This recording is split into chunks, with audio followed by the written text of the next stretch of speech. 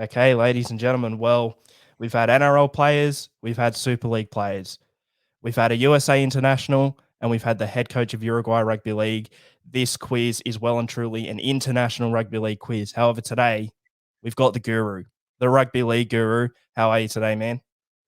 I'm good, mate. Hard act to follow, coming off coaches, NRL players, whatnot. Definitely your worst player you've had on, mate. So we'll see how I go. Well, you are the guru, and I wanted to get you on before I got on any other rugby league page, whatever, because you are the guru. It's in your name. So someone's got to put you to the test at some point, and I'm glad it's going to be me here. Let's see how you go. We've not had a score lower than 6, which was the last quiz with Reece Lynn from Wakefield. However, we've not had a score above 7. We've had 7, 6.5, and 6. So it's been a pretty tight race. Oh, just quietly, I think this might be a bit of a space job here. I think you know your rugby league, and today we're going to be quizzing you on NRL era history. So from '98 onwards, everyone else has been quizzed on a club, whether it's their club, whatever. But today it's NRL era history. So let's see how we go there. Are you ready for the first question? Yeah, brother. Let's rock and roll. Let's see how I go. Hopefully, I don't have to hand over the guru tag. Alrighty, well, in 2021, which New South Wales Origin representative finished 3rd in the NRL for errors and handling errors? This might be the hardest one, unless you know. I hope this is the hardest one, mate. Good God. Okay. Which New South Wales Origin rep finished 3rd in the NRL for error and handling errors? Okay, someone from the New South Wales Blues. I would assume it would have to be someone that has their hands on the ball a lot. Tends to be the guys that most errors, handling errors, they tend to be the better players because they're involved so much. I'd sort of be leaning towards maybe a Nathan Cleary, maybe a James Tedesco. Could even be Tommy Turbo, realistically. They touch it so much. I'm going to go with Teddy, mate. James Tedesco. Unfortunately, you're wrong. It was Tom Trbojevic. Oh, of course it was. Crazy. It's always when a player has a blinder of a season, I find they, for some reason, and again, you're right, it's because they touch the ball a lot. They're always up there in errors. He had 36 errors and 33 handling errors, which I was shocked when I saw. But then again, yeah, it purely comes down to how much he's touching the ball. And he does so much good in a game. We tend to forget when he does make the errors. So there we go. We're 0 from 1, but you were speculating him. You did chuck his name in there, so that's a respectable. There and thereabouts. That's all right. If you're not first, you're last, mate. That's it. Well, second question. Who won the wooden spoon in 2008? 2008. Okay, so 2008 would have been South Sydney were coming out of that poor era. So it wouldn't have been them. Good God, this is a battle. 2008, what was that grand final? Manly, Melbourne, that doesn't help me at all. Starting to think, was that the sort of era that the Roosters really struggled with? That they would have been down the bottom there. Mate, I reckon the first one was harder than this one, just quietly. 2008, I'm going to go. This is tough. I'm going to go with I'll go with the Roosters. No, I'm sure it wasn't the Roosters, but I'm struggling to think who else it would have been. Give me a second. You've put me under some pressure here after cactusing me on the first one. Yes, if you want a little bit of help, you're on the right track in terms of geographically around the right track. Sure, it wasn't South Sydney. I'm sure of it.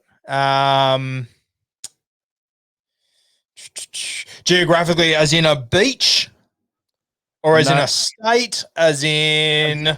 I'll say this: Sydney, as in Sydney, Greater Sydney as well. That doesn't help a whole lot, but it takes a couple of teams. Not a heap. Okay, so wouldn't have been Parramatta.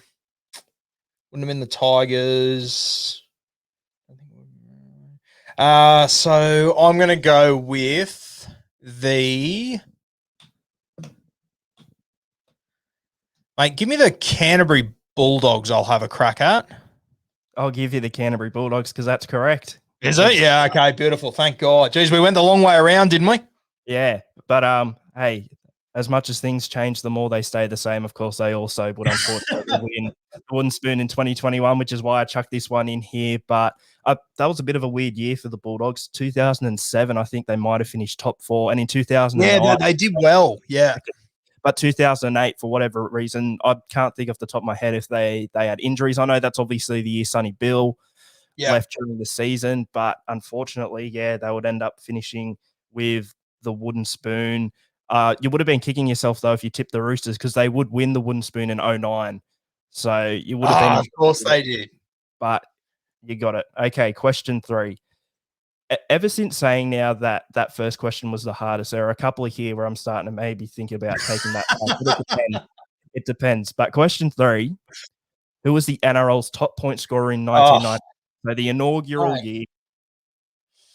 Far out. That's tough. I'm going to go for, just because of when it is, best goal kicker at the time. Pretty sure he was still playing, 98. I'm thinking sort of Jason Taylor, Darryl Halligan. Trying to think who else around that time. I'm going to go with 98. I'm going to go with Darryl Halligan, mate. It's a great guess, and he's someone who, in my head, I thought definitely you might have guessed. Unfortunately, it's not right. It's the 2021 Premiership winning coach, Ivan Cleary, who was a Sydney Rooster with 280. I wouldn't have got that one. That's a good one. So 284 points that season. I don't think that's too far off of Ruben Garrick, who ended up getting the record for regular season with over 300 points. So not a bad effort from Ivan Cleary there. Yeah, I always forget about his Roosters days, to be honest with you. Yeah, at least me personally, I more remember his time at the Warriors, played a grand final there in 2002 against the Roosters, of course. But we now move on to question 4. Look, you're 1 from 3 so far, but you can salvage this. And you can still get top marks. Jeez, you made life hard. In which year did the NRL regular season commence in early February? Now, for this one, don't just think about NRL reasons for why this might have happened. Think about maybe. I know it's one of 2 years. It's either 99 or 2000. I'm going to say it's the year 2000 because of the Olympics, mate. Correct on both fronts. It's due to the Olympics in 2000, basically. Yeah, and cool. The comp finish up in late August, I'm pretty sure. So just about the time the Olympics would have been kicking off. There, smart move by the NRL, I guess, if the Olympics ever come to Sydney again, which it wouldn't be for a long time, I'd say they'd probably do the same thing. So we're 2 from 2 so far, 50%. But now 3 teams have won back-to-back minor premierships in the NRL era. 2 of the teams are the Storm and Roosters. Big shock there. Who was the third? 3 teams have won back-to-back minor premiers in the NRL era. Storm and Roosters. Okay, so just trying to think. There's obviously not a heap of teams that have actually won minor premierships outside of those 2 sides. No. I'm first of all thinking Canterbury. I know that they had a few during the Des Hasler era, but I'm not sure if they went 2 there. I know they definitely got 1. There was obviously the Broncos probably in the early parts as well. I'd have to consider them.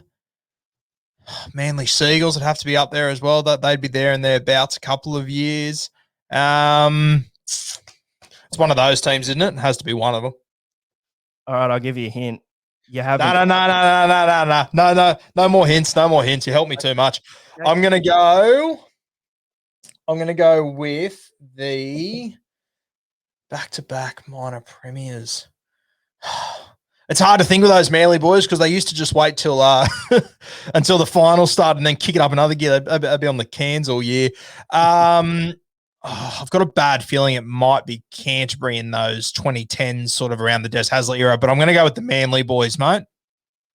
Unfortunately, incorrect. The Dragons, 2009, 2010. Oh, of course. So 09, a bit of a choke job, but then they got it done in the big one in 2010. Oh, that's a bad miss by me. Jesus Christ, that's a shocker. Okay. What am I? 1 from 4? No, we're 2 from 5. 2 from 5, I'll take that. That's all right. Okay.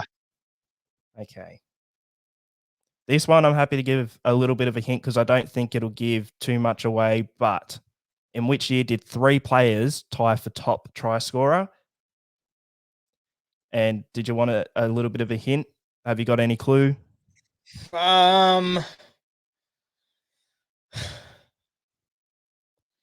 Jesus.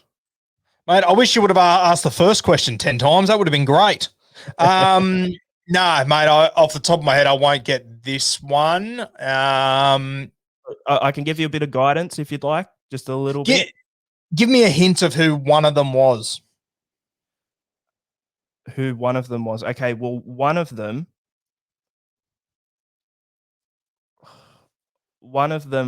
played throughout their career. Yeah. Actually, no, it'll give it away if I tell you. One of them played for the Panthers at some point in their career before playing for this club. And if you needed a little, that might be a bit hard. So for a bit of guidance, I will say this.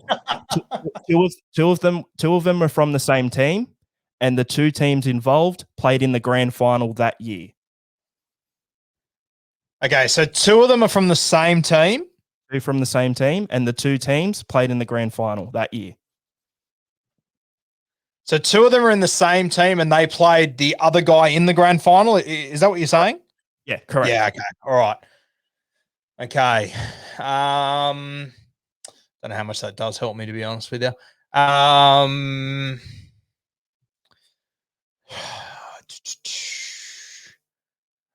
It would have. I got a feeling it might have been 2017. I got a feeling that the 2 Melbourne Storm boys were the 2 top try scorers, but I'm not sure if Kyle Felt was a top try, or one of the Cowboys blokes was a top try scorer that year too. That's the only thing that has me wondering about that.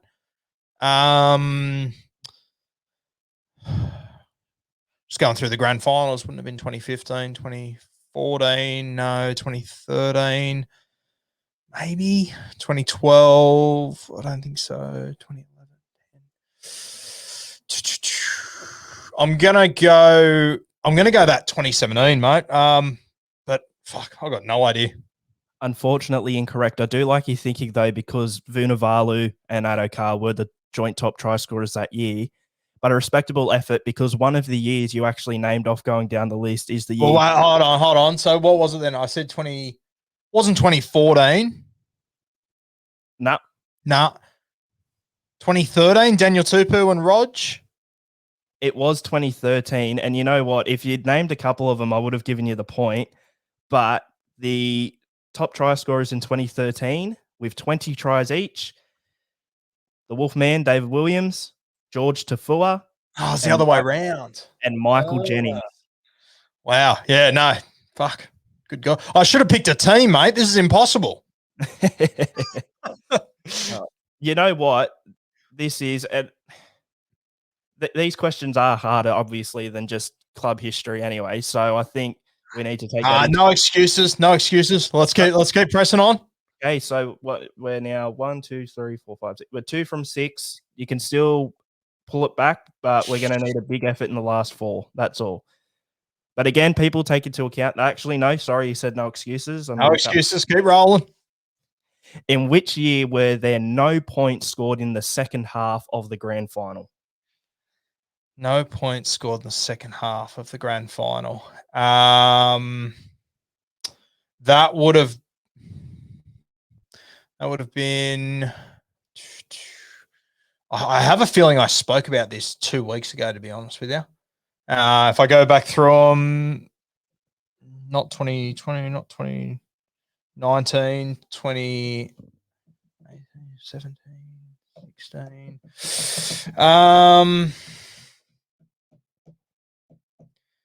2012, maybe 2011 there was, 2010 there was, 2009 there definitely was. Oh wait, there definitely fucking was 7. Yes, 6, 5, 4. Sorry, mate, you've really stumped me here. 2001, there definitely was. Yep. Got a feeling it'll be either the year 2000 or what was the one that I just said before that? What was it? 2012. So you're thinking 2000 or 2012? I'm thinking 2000 or 2012, but I got to tell you, I'm not super confident on either. Well, I'll tell you what, because this has been hard, one of them is correct. One of them is correct. Okay. That actually doesn't help me in any way, shape, or form, to be honest with you. But I would go with. God, I was young for that 2000 grand final, and fuck, I was drunk for that 2012 grand final. I'm going to go with the. I'm going to go 2012, mate. Correct. 2012. Beautiful. Thank God. The Storm beat the Bulldogs 14-4. I remember growing up, but after that grand final, not really going back and watching it throughout the years because I remembered it being a boring grand final. But I think it was last year I went back and watched. It was actually a Melbourne Storm masterclass. They got in the lead early at halftime, and then pretty much the whole second half, they're like, "Well, we've got the lead. All we need to do now is pretty much contain Ben Barber, and we've won it." And that's what they did. Really, it's actually a good watch in terms of, I guess, watching Melbourne Storm's really Craig Bellamy and the Melbourne Storm's brilliance come into play there. So yeah, 2012. That day, one of my best mates, he won the Toyota Cup that day for the West Tigers. He was playing centre, and as the final started, I remember he sent me a text. He said, "We're going to win this comp," and I said, "Fuck, like you're fifth." And he went, "Yeah, nah, we're going to win this comp, and I'm going to have 8 try assists in the next few weeks." And I went, "What the fuck are you talking about?" And he goes, "Oh, the Tigers aren't going to play finals. Marika Korobidi's coming back to my team, and he's standing outside me." And Marika absolutely brained it. He got about 15 try assists in the last 3 weeks, just passing it to him. So I remember celebrating that one, being drunk as a skunk for that grand final, but I'll never forget that pass that Cooper Cronk threw to Billy Slater. That is one of my favourite plays in rugby league history from that game. And it's sort of unfortunate that the whole game's overshadowed by James Graham having a go at biting Billy Slater's ear off. And when you go back and watch, it is a really good game. Yeah, for sure. I feel sorry for Canterbury. They played really well in that game and in the 2014 grand final. The scoreline doesn't say it, but geez, they were unlucky not to win either of those. Yeah, and in 2012, this is a reference back to the back-to-back minor premiership winners question. 2012, the Bulldogs did win the minor premiership, so it was really around that time. That was the one I was thinking. Yeah. Okay. We're 3 from 7, so we're still in the hunt. Which year holds the record for the highest average attendance in NRL era? I've put NRL era down, but it's actually the highest average attendance all-time Australian. I've got no idea how on earth I would know this. I'm going to go.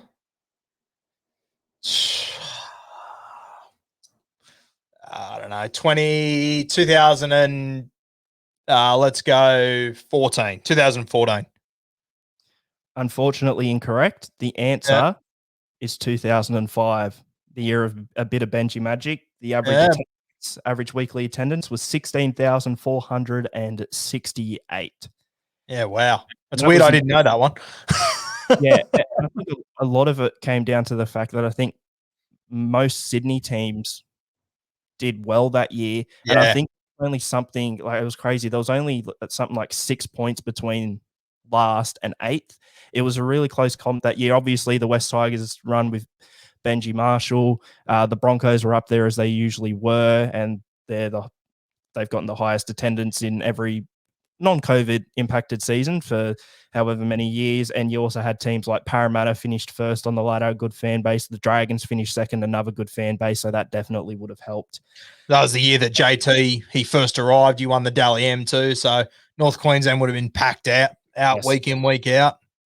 Yeah, and it would have been off the back of that amazing finals effort that they put in 2004. I think they finished 7th and ended up reaching the prelim. So off the back of that, to be able to jump up there definitely helped as well. So many variables sort of coming into why 2005 had the highest average attendance in Australian rugby league history in terms of the competition. Now we're on to the last two questions. I feel I don't want to put you under pressure, but I feel like these two are pretty gettable. So Oh, good. we are currently 3 from 8. We can get 5 out of 10. We can get 50%. And we kick things off with who won the 1998 NRL Grand Final. 1998 NRL Grand Final. That was obviously the year after Super League. I believe it's the Brisbane Broncos, yeah? Correct. Yep. They beat the Bulldogs 38-12, I believe it was. And I think they were actually down 12-8 at halftime. And I think the Bulldogs finished something like 8th that year, and the Dogs were up at halftime, and then Brisbane just came out in the second half and absolutely blitzed them.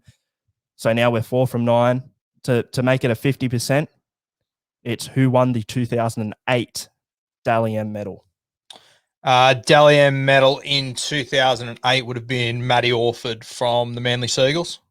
Correct. Hey, the more things change, the more they say the same. And Manly Ringer Seagull winning the Dally M medal. And hey, it's 2008 as well. So a couple of repeats between 2008 and 2021, which leaves us with an end score of 5 out of 10. However, the people who watched this quiz and listened to it, I think, should at least acknowledge and recognize that we weren't just talking about a club here.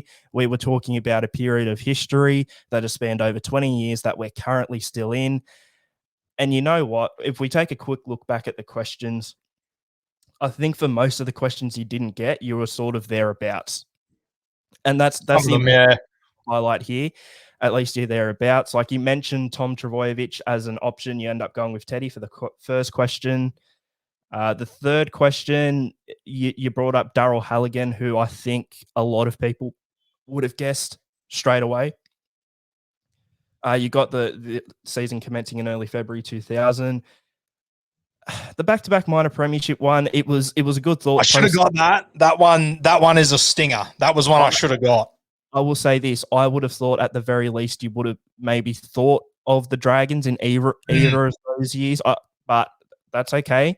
Completely slipped my mind, that one. Very disappointed on that one. Yeah, in which year did 3 players tie for top try scorer? That one was really hard, but at the very least, in your thought process, you mentioned 2013 as an option.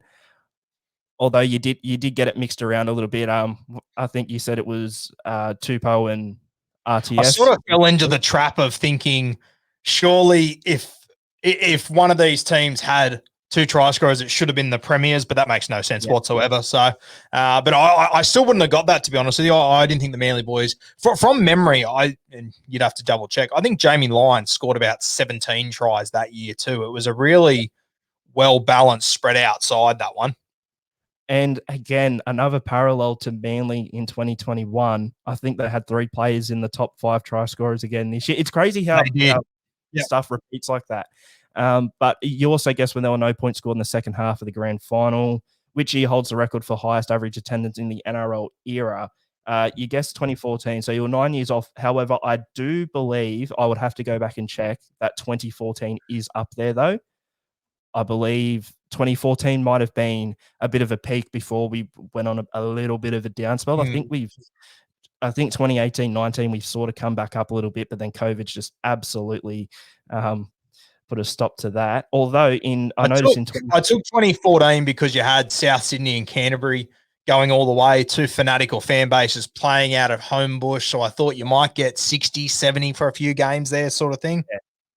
Well, and that's a good thought process to have as well, because again, it turned out in 2005, a lot of the Sydney-based clubs did well that year. So I like you thinking there in terms of the Sydney fan bases coming out to support their teams.